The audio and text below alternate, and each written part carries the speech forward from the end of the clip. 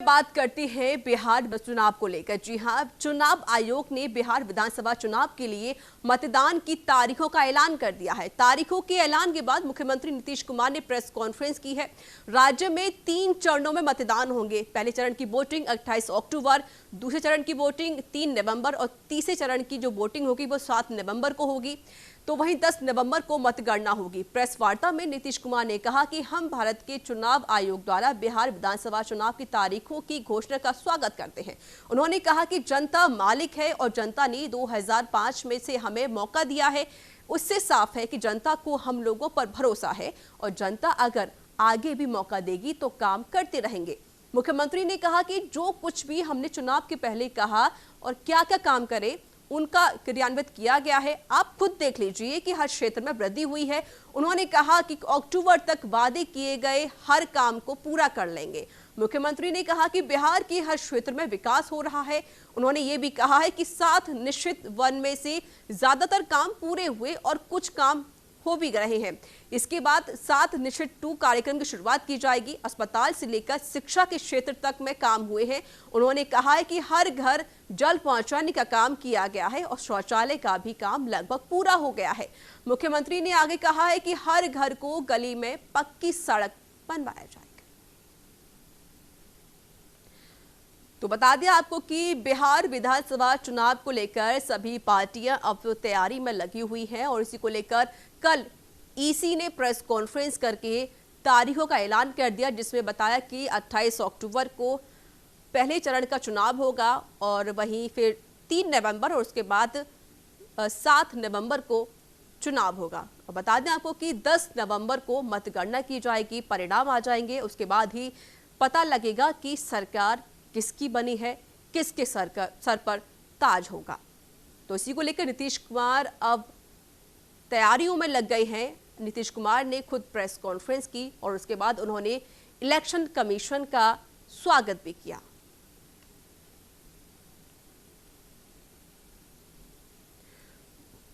और साथ ही साथ उन्होंने कहा कि जितने भी काम रह गए हैं उनको अक्टूबर तक पूरा कर लिया जाएगा। यानी कि जो हमने वादे किए थे, जो हमने दावे किए थे, उनको हम पूरा कर लेंगे और बाकी का जो भी काम बचेंगे उनको भी पूरा कर लिया जाएगा। इसी को लेकर अब हर पार्टी अब सजग और सतर्क नजर आ रही है, क्योंकि अब मतदान की जो घोषणा है, वोटिंग की जो घोषणा है, उसकी डेट फिक्स हो चुकी है। 28 अक्टूबर से चुनाव प्रक्रिया अब शुरू हो जाएगी। और प्रेस कॉन्फ्रेंस में ईसी की तरफ से ये भी कहा गया था कि हमने पूरी तैयारी कर ली है और सरकार की जितनी भी गाइडलाइंस है उसका पालन किया जाएगा। और इसी को लेकर तैयारियां अब जोरों शोरों पर चल रही हैं।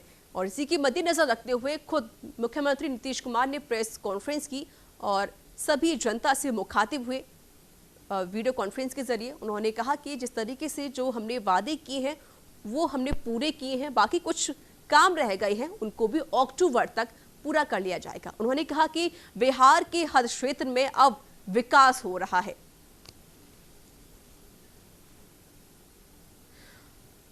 और हमारे साथ जुड़ चुके हैं अधिक जानकारी के लिए संवाददाता निर्भया किशोर। निर्भया, अब लगातार बिहार विधानसभा चुनाव को लेकर जो पार्टियां हैं जोरों शोरों पर तैयारियां कर रही हैं। ईसी की प्रेस कॉन्फ्रेंस हुई, डेट फिक्स हो चुकी है। नीतीश कुमार ने खुद प्रेस कॉन्फ्रेंस की। क्या कुछ प्रेस कॉन्फ्रेंस में कहा गया और क्या तैयारियां हो रही हैं मुख्यमंत्री की तरफ से? बिल्कुल दिशा, जिस तरीके से अगर इस चुनाव को लेकर के देखा जाए तो सीएम नीतीश कुमार ने जो अपने विकास के वादे किए थे और जो दावे वो कर रहे हैं आगे, यानी कि 7 निश्चय 2 की जो वो शुरुआत करने की बात कर रहे हैं, वो अगले साल से जिस तरीके से अगर उन्होंने अभी उम्मीदें जताई हैं कि अगर उन्हें जनता ने चुना तो अगली बार जो वो 7 निश्चय योजना 2 लेकर के आएंगे, इसमें युवाओं के लिए, किसानों के लिए, महिलाओं के लिए, सबके लिए काम करने वाले हैं। तो कहीं ना कहीं इसको कह सकते हैं कि इस बार का जो चुनाव होगा उससे पहले ये एक इक्का कह सकते हैं सीएम की तरफ से, जो कि उन्होंने जनता को लुभाने के लिए कह सकते हैं या फिर लोगों को अपनी तरफ आकर्षित करने के लिए, क्योंकि बेरोजगारी का जो मुद्दा है वो फिलहाल सबसे बड़ा मुद्दा बनकर के सामने आया है। और विपक्ष इसके साथ साथ मैं आपको बता दूं कि कोरोना काल में जो प्रवासी मजदूर थे उनकी स्थिति, तो कई सारे ऐसे मुद्दे हैं जो इस बार सरकार को उसके जमीनी स्तर पर कमजोर कर रहा है। और चुनाव आयोग के द्वारा जो तारीखों का ऐलान किया गया, इसके बाद सीएम नीतीश कुमार का ये प्रेस कॉन्फ्रेंस कहीं ना कहीं जनता को अपनी ओर खींचने का एक बहुत बड़ा मतलब एक तरीके से कह सकते हैं कि सीएम नीतीश ने एक बहुत बड़ा इसका मारा है जो कि लोगों को अपनी ओर आकर्षित कर सके। जी, लेकिन निर्भया जिस तरीके से देखा गया है कि लगातार आरोप प्रत्यारोप लगाए जाते हैं, चाहे वो आरजेडी हो, जिस तरीके से लगातार खबरें भी आती है कि उन्होंने खुद आरोप लगाया है कि बेरोजगारी को लेकर जो सरकार है वो सजग नजर नहीं आ रही है। इस मुद्दे को लेकर विपक्ष की तरफ से क्या कुछ बयान सामने आ रहे हैं? बिल्कुल, ये मुद्दा सिर्फ एक बिहार का नहीं है बल्कि पूरे देश का मुद्दा है। और फिलहाल जिस तरीके से कोरोना की स्थिति ने पूरे देश को बेरोजगारी की स्थिति की तरफ धकेल दिया है, इसका असर हालांकि बिहार में सबसे ज्यादा है, क्योंकि अब जो पलायन करने वाले जो प्रवासी थे वो बिहार वापस आ चुके हैं और इसका असर कहीं ना कहीं इस बार के बिहार विधानसभा चुनाव में देखने को मिलेगा, क्योंकि चुनाव भी अब ज्यादा दिन दूर नहीं है। और इस बीच जो प्रवासी मजदूर हैं वो हालांकि कुछ लोग तो जा रहे हैं, लेकिन फिर भी एक बहुत बड़ी जो तादाद है वो कहीं ना कहीं इस बार बिहार विधानसभा चुनाव को इफेक्ट कर सकता है। हालांकि इस मुद्दे को जो कि विपक्ष काफी सक्रिय इस बार दिखा है और सबके लिए बेरोजगारी का मुद्दा, लेकिन निर्भया एक बार हमने ये भी देखा है कि जो शिवसेना के नेता है संजय राउत, जो हमेशा सुर्खियों में रहे हैं सुशांत केस को लेकर या फिर कंगना की तरफ से उनकी जो बयानबाजी लगातार हो रही थी वो चर्चा में रहे हैं, लेकिन निर्भया सबसे बड़ी बात यह है कि उनकी तरफ से एक बयान भी सामने आया है। उन्होंने सीधे निशाना साधा है सरकार की तरफ। उन्होंने कहा है कि जिस तरीके से जो मुद्दे उठाए जा रहे हैं, अगर नीतीश सरकार उनसे भटक जाती है तो हम खुद मुंबई से पार्सल भेज देंगे। इस लेकर बयान जो सामने आ रहा है, क्या लगता है आपको कि जो संजय राउत थे वो अब बिहार में चुनाव लड़ने वाले हैं?